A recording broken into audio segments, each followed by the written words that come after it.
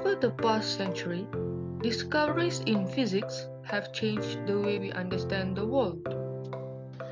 Understanding the structure of an atom has been a huge focus in scientific research. In this video, we are going to discuss about quantum numbers and quarks. Quantum numbers describe a value of conserved quantities in the dynamic of quantum system. Consequently, it describes the energies of electrons in atoms because of that motion of an elementary particle or systems. When we are talking about interaction of elementary particles, those interactions happen in such a manner that we can associate a set of numbers, namely the lepton quantum numbers, the baryon quantum numbers, and the strangeness quantum numbers. Next, in this video, we are going to discuss about quarks. Since we are a kid, we were told that all the stuff around us is made out of atoms. We know that atom is made of protons, neutrons, and electrons. The electrons are elementary particles. They are not made up of further fundamental particles. However, protons and neutrons are not elementary particles. Have you ever wondered what these protons and neutrons are made of? They were made out of further fundamental elements, which are called as quarks. Now we are going to look at two types of quantum numbers, which are baryon numbers and lepton numbers. Baryon and lepton numbers are properties possessed by all subatomic particles, which means that each particle has its own baryon and lepton number. Firstly, let's look at baryon numbers. All baryons have a baryon number of 1 because they are made up of 3 quarks and each quark has a baryon number of 1/3. This is similar to all antibaryons, which has a baryon number of -1 because they are made up of 3 antiquarks with a baryon number of -1/3. All other particles have a baryon number of 0. Now, we move on to lepton numbers. There are 3 types of lepton numbers, which are electron lepton number, muon lepton number, and tau lepton number. Here we can see that the lepton number for each particle is +1. For their antiparticles, it is -1, and all other particles have a lepton number of 0. You must be wondering, what is the purpose of the baryon and lepton numbers? Actually, in each process that occurs in nature, the baryon and lepton numbers will always remain constant. For example, in the process of neutron decay, we can see that the electron lepton number is 0 both before and after the reaction. Similarly, with the baryon lepton number, it is +1 before and after the reaction. This means that the electron lepton number and the baryon number is conserved. Strangeness number is a property of particle which depend on how many strange quarks or antiquarks they have. A strange quark has a strangeness number of -1 and a strange antiquark has a strangeness number of 1. In strong and electromagnetic interaction, the strangeness number is always conserved. For example, in proton-proton collision here, we could see that the strangeness number before the reaction is 0 and after the reaction is also 0. This means that the strangeness number is conserved. However, in weak interaction, the strangeness number is not conserved.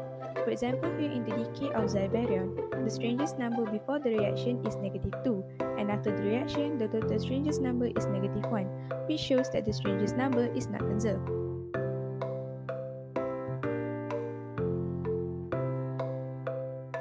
Following is a classification system of hadron into groups or geometric pattern based on the same spin but have different strangeness and electrical charge. It was introduced by Yuval Niemann and Murray Gell-Mann. The first supermultiplet that they found was the baryon octet. Baryon octet have 8 baryon particles which are arranged in a hexagonal pattern. All of these particles have the same spin, which is 1/2, but have different strangeness and electrical charges. For example, the proton and the neutron have the same strangeness quantum numbers of 0, but proton have electrical charges of 1, while neutron has the electrical charges of 0. Later on, meson octet was further discovered. This supermultiplate consists of 8 meson particles which has the same spin of 0. This supermultiplate is different from the previous one as it has antiquarks located on the opposite edge of the particles. For example, the positive kaon is located at the top right of the hexagonal pattern, while on the opposite edge, it has the negative kaon. Later on, eta prime was added into the supermultiplate, and now the supermultiplate is known as mesononet because it consists of 9 particles already. Other organizations such as the baryon decaplet, which has 10 particles of baryon, which has the spin of 3/2. In 1964, omega negative was discovered and added into the supermultiplate. Note that all of these 3 supermultiplates have diagonal line and horizontal line. The diagonal line represents the strangeness quantum numbers, while the horizontal line represents the electrical charge. Now, I'm going to share with you what is actually quarks, the color, and also the flavor of it. Are quarks colorful? And what is the taste of the quarks since quarks have flavor? Okay, let's see a little history of it. J.J. Thomson's experiments with cathode ray tubes showed that atoms were not the smallest things. And atoms are made of protons, electrons, and neutrons. So, these 3 are smallest things? No. Because it is made up of small particle called quarks. Quarks is actually a fundamental constituent of matter, which means it doesn't have substructure and cannot be split. And since it cannot be split and broken down into smaller components, quarks known as the smallest things in the universe. Quarks come in 3 kinds of color charge: red, green, and blue, but have nothing to do with the color of visible light or the color of everyday world. It rather represents a property of quarks that is the source of the strong force. Just as all particles have antiparticles, each color has its own anticolor. The anticolors are usually referred to as anti-red, anti-green, and anti-blue. Although quarks have color, the particles they make up are colorless. The red, blue, and green quarks present in each particle combine to form a colorless particle and has a 0 net color charge.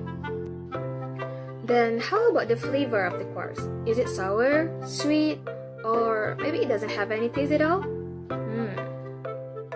Flavor here means the types of quarks. There are 6 types of quarks that differ from one another in their mass and charge characteristics: up, down, chum, strange, bottom, and top. There are 3 sets of quark pairs, and each set of these particles is called a generation. This is the first, second, and third. So this is the conclusion of the flavor of the quarks, and one of the important things here is the quark charge. By doing the math and based on the quark charge, we can see how protons have positive one charge.